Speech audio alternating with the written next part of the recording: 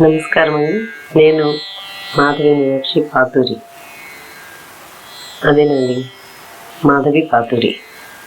నా ఛానల్ని ఆదరించి ముందుకు నడిపిస్తున్న శ్రోతలకు, సబ్స్క్రైబర్స్కు అందరికీ నా నమస్కారాలండి. ఒక చాలా ముఖ్యమైన విషయం అండి, నేను మీతో పంచుకోవాలని ఎప్పటి నుంచో ఎదురు చూస్తున్నాను. అదేంటంటే ఈ పాట పుట్టుక గురించి. పాట పుట్టుక ఏంటనుకుంటున్నారా? నాకు అసలు జనరల్గా దేవుళ్ళ మీద పాటలు రాస్తాను, కానీ వ్యాసుల వారి మీద పాట రాయాలనే ఆలోచనే నాకు అసలు లేదండి. ఒక సబ్స్క్రైబర్ ప్లస్ మా బంధువులైన ఒక ఆమె వ్యాస పౌర్ణమి వస్తుంది కదా, వ్యాసుల వారి మీద ఒక పాట రాయి అని అడిగారు. నేను సరే అనేసాను. అప్పటికైతే 3 నెలలు టైం ఉంది కదా, చూద్దాంలే అనుకున్నాను. నేను స్కూల్లో టీచర్గా చేస్తానండి. అయితే నా బిజీలో నేను ఉన్నాను, టైం ఉంది కదా అనుకున్నా. తర్వాత మేము ఇల్లు షిఫ్ట్ అవ్వాల్సి వచ్చింది. ఇల్లు వెతుక్కోవడం, షిఫ్ట్ అవ్వడం ఇవన్నీ అయినాయి. తర్వాత తీరా చూసుకుంటే తెల్లవారితే వ్యాస పౌర్ణమి. ఆ రోజు ఈవినింగ్ వరకు ఏమీ రాయలేదు. అసలు ఎలా రాయాలో, ఎలా మొదలు పెట్టాలో కూడా ఏమీ ఐడియా లేదు. ఆవిడతోనేమో నేను రాస్తానని చెప్పేశాను. సరే ఏం చేయాలో అర్థం కాలేదు. సరే పెన్ను పేపర్ తీసుకొని కూర్చున్నాను. ఆ పేపర్కి కొంచెం కింద సపోర్ట్ కావాలి కదా, సపోర్ట్ కోసమని అక్కడి నుంచి ఇల్లు షిఫ్ట్ అయ్యాం కదండి, అందులో నుంచి ఒక బండిల్లో ఒక పైన ఉన్న బుక్ తీసుకొని సపోర్ట్కి తీసుకున్నా. ఆ బుక్ ఏంటంటే ఋషిపీఠం అని, తర్వాత సనాతన ధర్మం అట్లా బుక్స్ ఉంటాయి కదా, వాటిలో ఒక బుక్ అండి.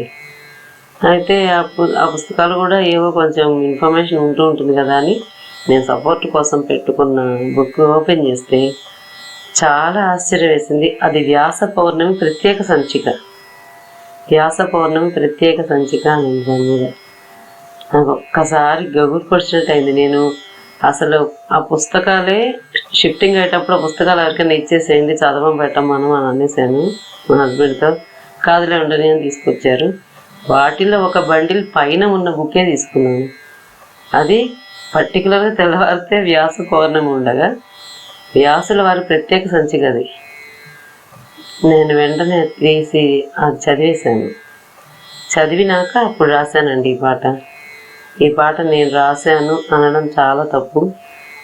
రాయించారు గురుదేవులు, ఎవరో కానీ వ్యాసులు రాయించారో మా గురువుగారు రాయించారు అంతే. నా గొప్పతనం ఏం లేదు ఇందులో. అయితే పాట నాకైతే బాగా నచ్చిందండి.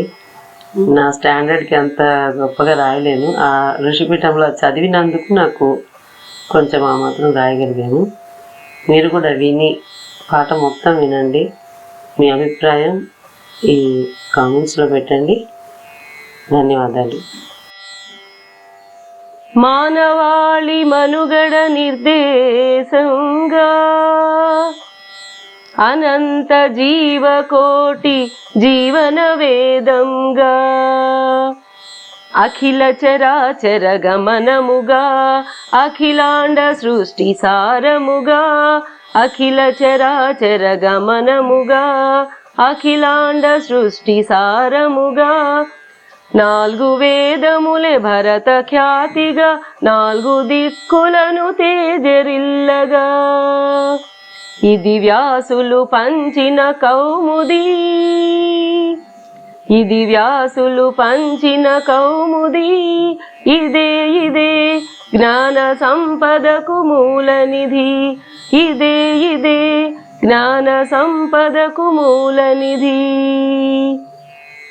రాజకీయ చదరంగములో రాజ్యాధికార సాధనకై రాజకీయ చదరంగములో రాజ్యాధికార సాధనకై యుక్తులైన పై యుక్తులైనను పద్మ వ్యూహాది రచనలకైనను ఇది వ్యాస మహాభారతం. ఇది వ్యాస మహాభారతం. ఇదే మన పంచమ వేదం. ఇదే మన పంచమ వేదం. యుగ యుగానికో దుష్టునిదును మగ మానవ ధర్మము స్థాపన చేయగా యుగ యుగానికో దుష్టునిదును మగ మానవ ధర్మము స్థాపన చేయగా భగవంతుడే పలు రూపములెత్తిన భాగవత కథల సంపుటి ఇది వ్యాసులు పంచిన కౌముది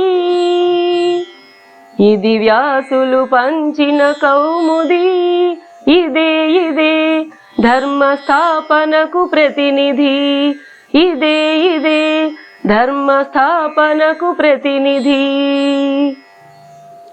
భగవద్గీత వైశిష్ట్యమునే విశ్వమంతటను విస్తరించగా భగవద్గీత వైశిష్ట్యమునే విశ్వమంతటను విస్తరించగా వేదవ్యాసుడే అవతరించగా వేద భూమిగా పరిఢవిల్లగా ఇది వ్యాసులు పుట్టిన పుణ్యభూమి